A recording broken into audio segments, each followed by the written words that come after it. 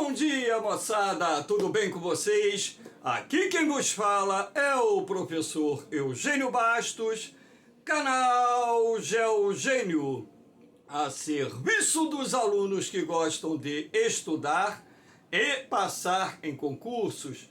Moçada, vamos fortalecer o canal, se inscrevam no canal, dê aquele like, compartilhe o vídeo e ajude o professor Eugênio Bastos a democratizar o ensino da geografia.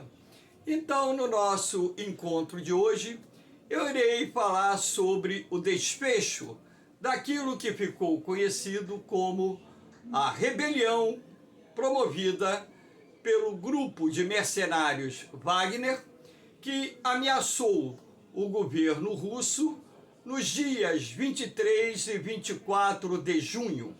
Então, que fique bem claro que no vídeo que eu gravei ontem, dia 24 de junho, sábado, o título Guerra Civil na Rússia estava entre aspas, ou seja, uma ironia.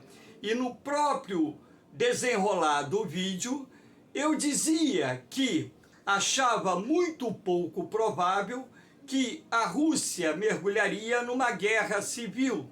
E também cheguei a fazer uma menção de que aquilo nada mais poderia ser do que uma cortina de fumaça para desviar a atenção em cima do fracasso da guerra, ou seja, da invasão do exército russo ao território ucraniano. Infelizmente, tem sempre uma ou outra pessoa que não tem o poder de percepção, não tem o conhecimento, não pesquisa, não estuda, não lê, não se informa e que quer lacrar em cima de mim. Meu irmão, são 42 anos de magistério, 14 primeiros lugares em concursos, não é um não, são 14 primeiros lugares em concurso. E eu sou uma pessoa humilde, que eu aprendo com o aluno, ensino para o aluno, aprendo e estudo permanentemente. Eu sou a pessoa, talvez, mais humilde dentro da minha profissão. Talvez possa ter igual, mas dificilmente terá alguém mais humilde do que eu. Tanto é assim que eu criei um canal sem fins lucrativos para ajudar os jovens a se preparar para os concursos que irão fazer, vestibular, técnico, militar, polícia, o que seja. Eu disponibilizo meus materiais em PDF sem custo nenhum para ninguém. Então não é qualquer um. Aliás, ninguém faz isso. Eu não só disponibilizo para candidatos, não, disponibilizo para os profissionais que eu conheço e trabalham comigo e são professores de geografia. Então a única coisa que eu estou fazendo aqui no meu canal, gravando dentro desse recurso limitado que eu disponho, é fazer o melhor dentro daquilo que eu pesquiso, aprendo e tenho capacidade para desenvolver a minha linha de raciocínio, porque o conhecimento eu construí, eu construo e construirei enquanto Deus me der saúde para isso. Valeu, moçada! Então, isso aí não é um desabafo, não. É um recadinho para meia dúzia de pessoas que se acham bambambam e vai querer lacrar em cima de quem? Do professor Eugênio Bastos? Meu irmão, primeiro tu tem que sentar a bunda e estudar bastante para debater com educação e respeito todos os assuntos que envolvem o ensino da geografia. Então aqui nós temos, vamos falar do fim da rebelião na Rússia. Aqui nós temos o emblema, o escudo do grupo Wagner, que é um grupo privado que foi criado em 2014 no contexto do aumento das tensões entre a Rússia e a Ucrânia, naquele momento em que a península da Crimeia também estava se separando da Ucrânia e sendo anexada pela Rússia, também dentro do contexto dos movimentos separatistas em Donbás, na Ucrânia, nos oblastes mais diferentes existentes naquela região. Oblast é o nome que se dá aos estados, Luhansk, por exemplo, Donetsk e tantos outros. Enfim, então, o Grupo Wagner, que é um grupo de mercenários, ou seja, um exército privado, foi criado em 2014 e é financiado em parte pelo Prigozhin, que é uma pessoa que se enriqueceu muito. Ele é muito rico, ou seja, um milionário russo. Claro que esse exército não é só mantido por ele. Claro que tem a doação do próprio governo russo, tem a doação de outros empresários da Rússia que mantém toda essa estrutura militar, que não só opera atualmente na guerra da Ucrânia, como também opera em outros países do mundo, principalmente no continente africano, como eu mostrei no final da aula de ontem, tá? Então, aqui nós temos uma síntese sobre essa origem da rebelião, que quase culminou com a eclosão de uma guerra civil, que eu particularmente em nenhum momento acreditei que iria acontecer. Então o Grupo Wagner acusa o governo da Rússia, ou o governo russo, perdão, esse D aqui não existe, o governo russo, de ser responsável pela falta de munições. Então, uma narrativa que se tornou muito repetitiva durante os últimos meses, principalmente quando o Grupo Wagner centralizava as suas operações para a tomada da cidade de Bakhmut, uma cidade que atualmente ainda está sob controle parcial do exército russo, porque a contraofensiva ucraniana já recuperou algumas áreas de Bakhmut, enfim, e pelas informações que estão chegando, o exército ucraniano, inclusive no último sábado, dia 24 de junho, teve um avanço significativo em Bakhmut. Então, o Grupo Wagner, já meses antes da cidade de Bakhmut cair nas mãos dos russos, já acusava o Ministério da Defesa da Rússia de estar boicotando esse grupo, retardando o envio de munições, o que prejudicava completamente a logística de guerra desse grupo. E vale a pena destacar mais uma vez que o Grupo Wagner é um grupo paramilitar, é um exército privado muito bem treinado, composto em sua maioria por ex-militares, e enfim, que forma, podemos assim dizer, uma tropa de elite, porque se você analisar o contexto da guerra entre a Rússia e a Ucrânia nesses últimos 16 meses, ontem, dia 24 de junho, completou 16 meses do conflito.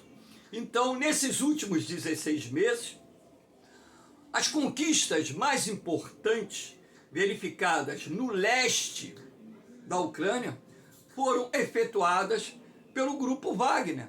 Então, enfim, um outro elemento, Shoigu, ministro da Defesa, é acusado de mandar atacar um acampamento do Grupo Wagner, causando a morte de dezenas de combatentes. Isso foi dito pelo Prigozhin na sexta-feira, foi reafirmado ontem, no sábado, de que o ministro da Defesa, Shoigu, determinou o ataque a um acampamento do Grupo Wagner. Eu não consigo enxergar uma conexão entre essa informação do Prigozhin e a realidade. Eu não consigo enxergar. Tanto é assim que hoje, domingo, já existem nas redes sociais, inclusive em blogs russos, desmentidos sobre isso, de que em nenhum momento um acampamento do Grupo Wagner foi atacado pelo exército russo. Agora, há de se destacar também que antes disso, quando o Prigozhin anunciou que retiraria o Grupo Wagner, ou boa parte dos militares do Grupo Wagner de Bakhmut no dia 25 de maio, e isso foi feito, dias após ele acusou o exército russo de atacar o comboio que estava se retirando de Bakhmut. Então foi mais uma retórica que ele nem reafirmou agora, dessa vez, mas que ele já tinha levantado essa tese, inclusive gerando um confronto entre o exército russo e o grupo Wagner. Até onde isso é verdade, não sabemos, porque numa guerra existem interesses, numa guerra existem informações, contra-informações, e a verdade mesmo só pode ser dita por quem presenciou o fato, ou seja, quem estava no comboio é que pode dizer se foi ou não atacado pelo exército russo. Prigozhin, chefe do grupo Wagner, acusa a elite russa de querer se apoderar das riquezas da Ucrânia. Então ele disse isso, tanto na sexta-feira como no sábado, que o objetivo central da Rússia seria se apoderar das riquezas para beneficiar a oligarquia, as elites da Rússia, enfim. Inclusive ele chegou a dizer que era mentira as informações que vinham do governo russo, dizendo que a Ucrânia estava atacando as cidades que estavam sob o controle ou domínio dos separatistas desde 2014. Ele desmentiu isso. Ele, no seu pronunciamento, ele disse que haviam, de fato, alguns embates na linha de frente, ou seja, naquela fronteira que foi acertada no cessar-fogo no Acordo de Minsk, lá na Bielorrússia. Mas era troca de tiro, não foi ataque aéreo, não foi ataque com mísseis, cidades não foram atacadas, foram escaramuças de linha de fronteira. Isso que ele disse, e está, para quem quiser ver, lá no Telegram do Prigozhin, tá? Que inclusive ele gravou e colocou nas redes sociais. O Prigozhin é seguido por milhões de pessoas lá na Rússia e também em algumas outras partes do mundo.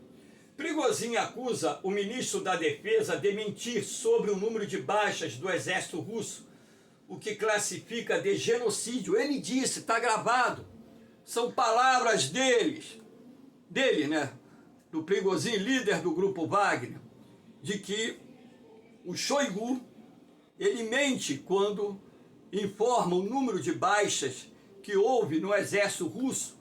Ele disse que esse número de baixas, não só em pessoal, como também em equipamentos militares, é muito maior do que aquilo que se anuncia pelos veículos de comunicações dentro da Rússia.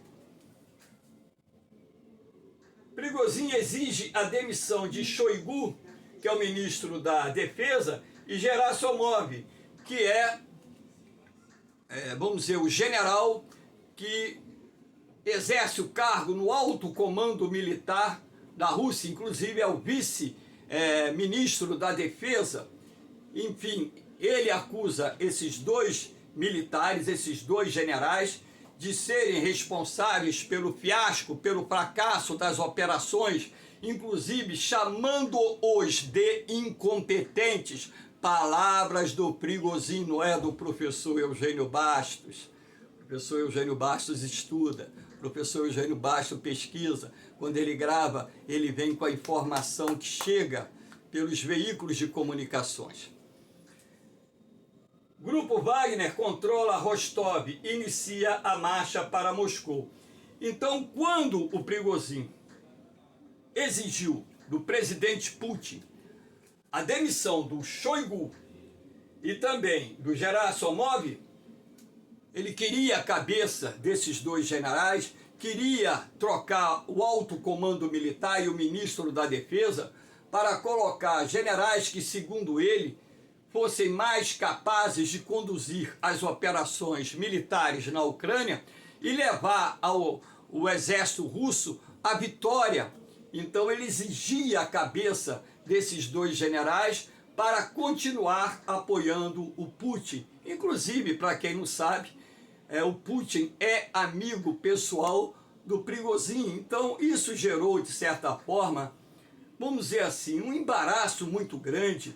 É um quebra-cabeças que a gente não consegue fechar nesse momento, até mesmo porque tudo isso, como eu disse na aula de ontem, pode ter sido uma cortina de fumaça, ou pode ter sido um teatro armado pelo Putin e pelo Prigozhin, e até mesmo pelos generais Shoigu e Gerasimov, para desviar o foco da atenção.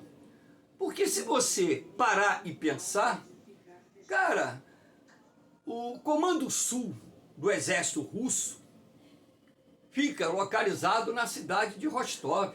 É dali que tem todo o comando operacional do exército russo na guerra da Ucrânia. Rostov está muito próximo da fronteira da Rússia com a Ucrânia.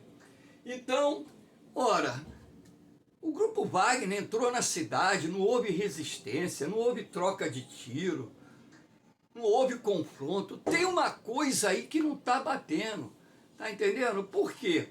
A partir do momento que ele, através de um discurso que foi ouvido por milhões de pessoas, inclusive pelo governo russo, pelo alto comando militar, pelo ministro da Defesa, pede a cabeça, diz que vai enforcar o Shoigu, o Gerasimov, e não há nenhum tipo de resistência, nenhum tipo de confronto entre o grupo Wagner e o exército russo dentro desse contexto, há fumaça nessa história, muita fumaça nessa história, que o tempo vai dizer a verdade, o que de fato aconteceu. Então aqui nós temos os principais personagens, né, desse momento conturbado que a Rússia viveu nos dias 23 e 24 de junho. O Vladimir Putin, presidente da Rússia, já por mais de 2 décadas, né? Aqui o Prigozhin, o líder do grupo Wagner, né? Multimilionário russo, líder do grupo Wagner. Aqui o Valery Gerasimov, que é general vice-ministro da Defesa e que exerce o comando, no alto comando militar da Rússia.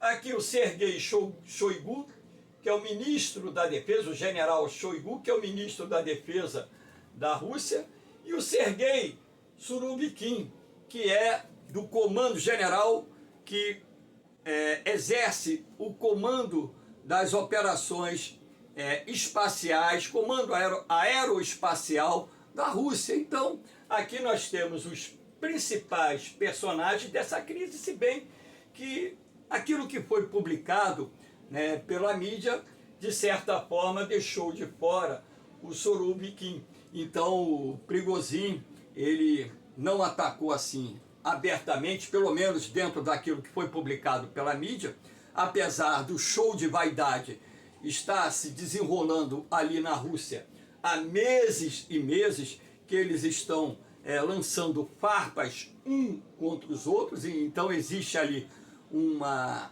inimizade grande entre o Prigozhin e generais que fazem parte do exército regular da Rússia. Enfim, então essa história toda tem como principais personagens esses 5 atores que, na minha concepção, mais parecem atores de uma peça teatral muito bem, vamos dizer assim, ensaiada. Aqui nós temos, né, a cidade de Rostov, que ela fica aqui coladinha no Mar de Azov.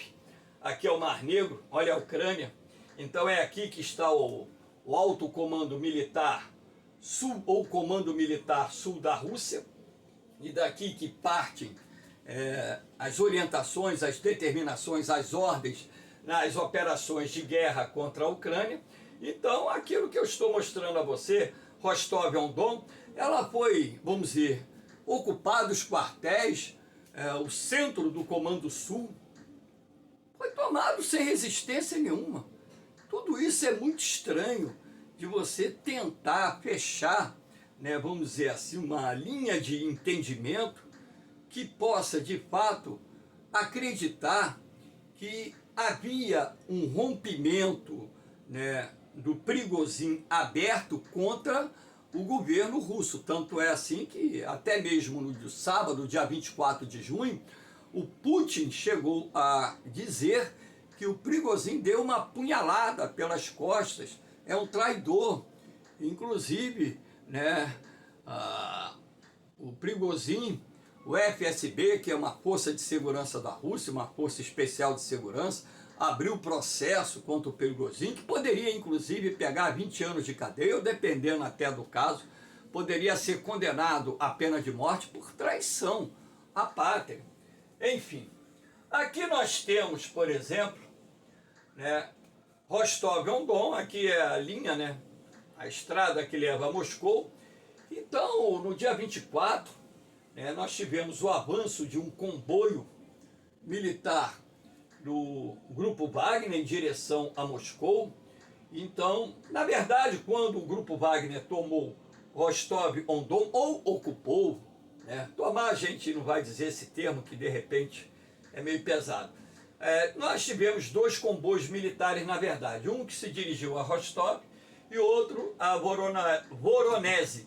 Então, essas duas cidades ficaram sob o controle do Grupo Wagner. E daqui, o segundo comboio, ele partiu em direção a Moscou. Então, estava avançando em direção a Moscou, quando no final da tarde do dia de ontem, em função de uma negociação feita pelo Alexander Lukashenko, que é o presidente da Bielorrússia, e logicamente com, vamos dizer assim, a anuência do Vladimir Putin, chegou-se a um acordo para evitar o que fatalmente seria uma guerra civil, que, como o próprio Prigozhin disse, iria provocar um derramamento de sangue muito grande entre russos. E isso, logicamente, como o próprio Putin também disse, não interessaria, vamos dizer, a fragmentação da Rússia dentro desse contexto de disputa, porque enfraqueceria a Rússia, iria beneficiar as potências ocidentais, e essa fragilização da Rússia poderia ter um custo muito alto lá na frente. Então essa também foi uma preocupação do Vladimir Putin. Agora, como se deu toda essa negociação que envolveu Lukashenko, Vladimir Putin e Prigozhin, lembrando que o Lukashenko foi o intermediário dessa negociação, o que foi acertado dentro do contexto geral, talvez nós nunca saibamos. A verdade é essa. O que nós sabemos no momento é aquilo que a imprensa tem divulgado sobre o acordo, algumas bases desse acordo para evitar o confronto entre o exército russo e as tropas do Grupo Wagner. Agora, eu gostaria que vocês entendessem o seguinte, fechasse uma linha de raciocínio juntamente comigo. Para e pensa. Ora, a Rússia tem um dos mais poderosos exércitos do mundo. Não só em número, são mais de 1 milhão de soldados, atualmente deve ter até mais do que isso, porque centenas de milhares de reservistas foram convocados em função da guerra contra a Ucrânia, mas claro que boa parte desse efetivo não está na linha de combate, não está no fronte. Boa parte desse efetivo está dentro do próprio território russo, porque a Rússia ela tem uma área que equivale aproximadamente 2 vezes o território brasileiro. Então tem muita área a ser controlada, muita fronteira a ser controlada. Então, apesar de existir um exército tão grande para a dimensão territorial da Rússia, a gente entende, compreende o porquê de tantos militares. Agora, lembrando que uma parte dessas forças armadas, desse exército russo, ele não tem um preparo efetivo de combate. É uma parte que está vinculada a toda uma logística operacional que existe em qualquer país nas forças armadas. Então, na verdade, há uma discrepância enorme entre o poder bélico da Rússia e o Grupo Wagner, que o próprio Prigozhin diz que tem aproximadamente 25 mil combatentes. Então, a própria Força Aérea, o Grupo Wagner não tem aviões de combate, a própria Força Aérea iria dizimar esses comboios na estrada, coisa fácil. Tem bombas com alto poder de destruição que podem ser disparadas a dezenas de quilômetros de distância, ou até mais, mísseis de cruzeiro que podem ser disparados à distância. iria pulverizar esses comboios. É isso que eu não consigo entender. E eu gostaria que vocês também alcançassem essa linha de raciocínio. Porque em nenhum momento houve uma resistência efetiva ao avanço dos comboios militares do Grupo Wagner. A que se deve isso? Talvez em parte porque o baixo escalão do exército russo, da Força Aérea, de repente estava do lado do Prigozhin. Pode ser isso? Pode. Não vou descartar. A gente não tem essa informação, mas não vou descartar. Então pode ser que os oficiais de baixa patente, soldados, cabos, sargentos, eles não obedeceram às ordens dos seus superiores para deter o comboio militar. Pode ser, ontem inclusive foi vinculado pela imprensa que pilotos da Força Aérea da Rússia se recusavam a atacar o Grupo Wagner. Então pode haver essa questão? Pode. Então ninguém está fechando lacuna. Então quando a gente entra num debate sobre um tema que só quem está lá, convivendo, presenciando os fatos de perto, é que tem um know-how para dizer verdadeiramente o que aconteceu. Fora disso, nós precisamos ter a compreensão que iremos analisar os fatos dentro daquilo que as informações que chegam aqui através das agências de notícias da Europa, da Rússia e também de outros meios de informações, inclusive blogs militares russos e ucranianos. Então, informações que chegam a nós, que precisam ser filtradas, precisam ser analisadas, para que possamos construir uma linha de raciocínio que nos permita analisar o fato com isenção, porque aqui eu não estou do lado nem de Prigozhin, nem de Putin. Eu, no meu entendimento, pelo contrário, o Prigozhin, se assume o governo da Rússia, o risco de uma guerra nuclear aumentaria substancialmente, porque ele já defendeu abertamente isso meses atrás, né? Inclusive chamando o próprio governo russo de covarde, de não usar armas nucleares táticas para derrotar o exército ucraniano. Então nós temos que ter essa compreensão, ou seja, uma visão aberta no ângulo, ou seja, de 360 graus, para que possamos analisar o fato, mesmo não tendo todas as informações que seriam necessárias para que pudéssemos, vamos dizer assim, concluir uma linha de raciocínio 100% correta. Claro que pode haver falha naquilo que eu estou falando, claro. Eu não sou Deus, não sou perfeito, sou um ser humano passível de erro como qualquer outro. Então aquilo que eu falo está em cima e pautado nos estudos, nas pesquisas, nas minhas leituras e no acompanhamento das redes sociais, dos blogs russos, dos blogs ucranianos e filtrando as informações. Aqui nós temos, por exemplo, mais uma vez, né, essa marcha, o comboio, né, que foi em direção à Rússia, e exatamente conforme os meios de comunicações informaram, quando o Grupo Wagner, ou seja, o comboio do Grupo Wagner estava a aproximadamente 200 quilômetros de Moscou, foi finalizado o acerto, ou seja, as partes concordaram com aquilo que foi negociado e foi feito um acordo, e o Prigozhin anunciou aos seus comandados que iria retornar para as suas bases, inclusive desocupando os quartéis, as bases militares do exército russo que haviam sido ocupadas no dia de sábado, o que realmente aconteceu. Então, aqui mais uma vez, né, nós temos o papel do Lukashenko, que é o presidente da Bielorrússia, né, que foi importante de acordo com tudo aquilo que foi divulgado pela mídia da negociação desse acordo, uma vez que o Lukashenko, a gente diz que é testa de ferro do Putin, é um presidente testa de ferro do Putin, da Bielorrússia, inclusive recebeu agora, nas últimas semanas, armas nucleares táticas.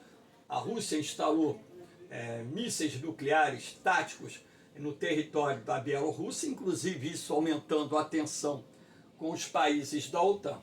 Então aqui eu falo sobre as bases do acordo, que fique bem claro, tudo isso aqui foi publicado pela imprensa. Por que eu estou botando escrito? Para nenhum engraçadinho aí ficar dizendo besteira na parte de comentários, tá entendendo? Então, retorno dos combatentes do Grupo Wagner para as suas bases, o que foi efetuado. Todos eles retornaram, lembrando que o Grupo Wagner tem várias bases militares em território russo, inclusive em Vostok, são vários quartéis do Grupo Wagner, que é um grupo privado. Garantia de que não haverão represálias aos membros do Grupo Wagner, ou seja, perseguição, prisão, condenação, foi uma promessa feita pelo governo russo. Mercenários do Grupo Wagner que não participaram dos comboios poderão assinar contrato com o Ministério da Defesa russo. Aliás, talvez, eu até esqueci de fazer essa menção lá no início da aula, tenha sido um dos motivos para o Prigozhin bater de frente com o alto comando militar da Rússia. Por quê? Algumas semanas atrás houve uma decisão do governo russo que os grupos privados, os grupos militares privados, o Grupo Wagner é apenas um deles, na Rússia existem outros grupos militares privados, teriam que assinar um contrato com o Ministério da Defesa russa e se subordinar ao Ministério da Defesa russa. Ou seja, na verdade, eu acredito que essa iniciativa do governo russo já se desenhava a partir do momento em que eles perceberam que surgia uma ameaça à governança do Putin. A verdade é essa, porque a retórica de discursos do Prigozhin nos últimos meses dava o entendimento de que esse líder do Grupo Wagner almeja ser o presidente da Rússia.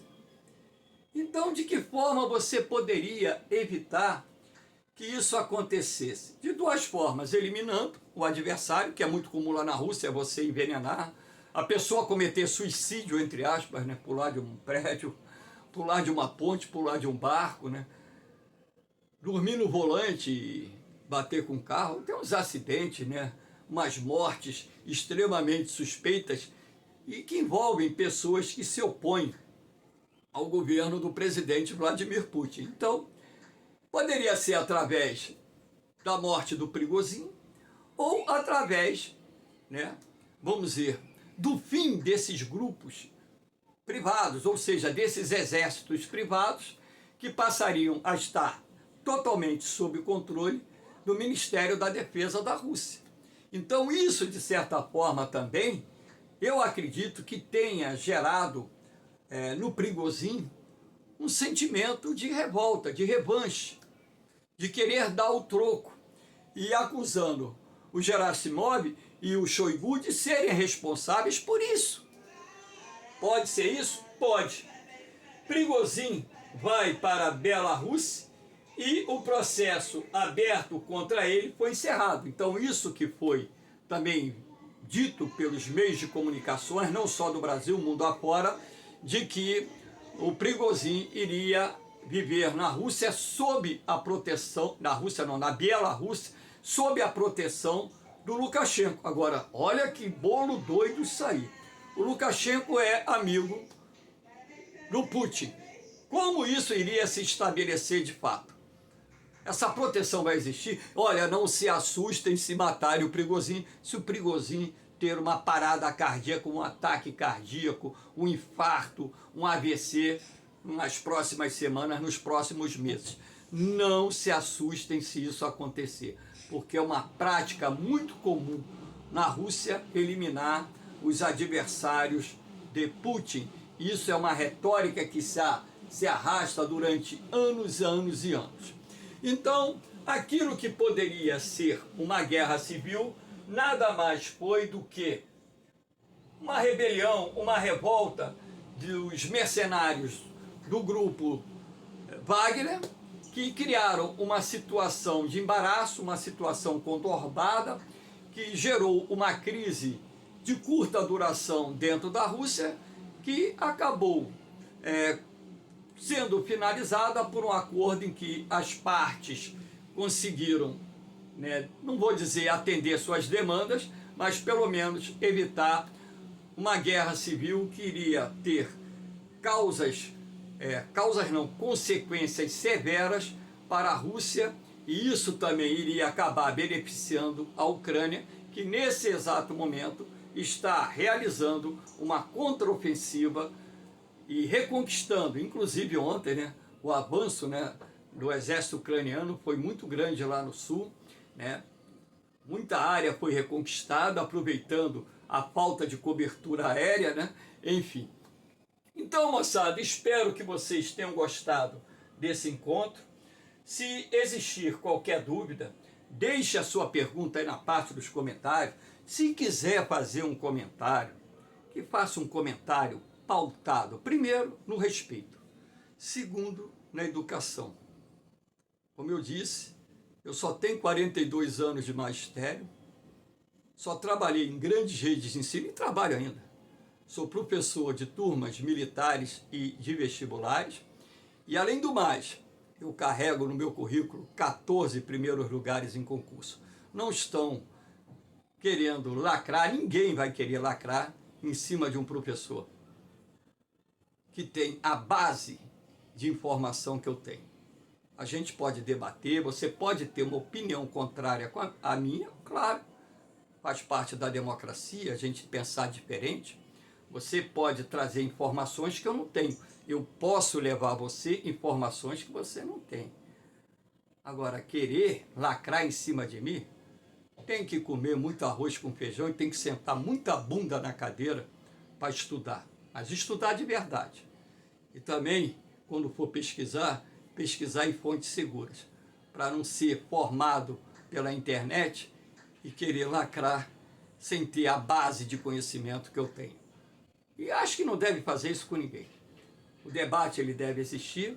Eu aqui não estou do lado de ninguém, não estou do lado da Ucrânia, não estou do lado da Rússia, não estou do lado do Prigozhin, não estou do lado do Putin, não estou do lado de ninguém. Eu tenho meu pensamento pessoal sobre a guerra, que eu não vou expor aqui. Meu pensamento pessoal é meu, eu não exponho nem em sala de aula. Então, o que eu coloco aqui são fatos, explico, mostro e, logicamente, tudo aquilo que vem enriquecer essa aula, esse vídeo, será bem aceito. E aquele que querer lacrar em cima de mim, simplesmente será cancelado. Cancelado que eu digo, silenciado. Tá?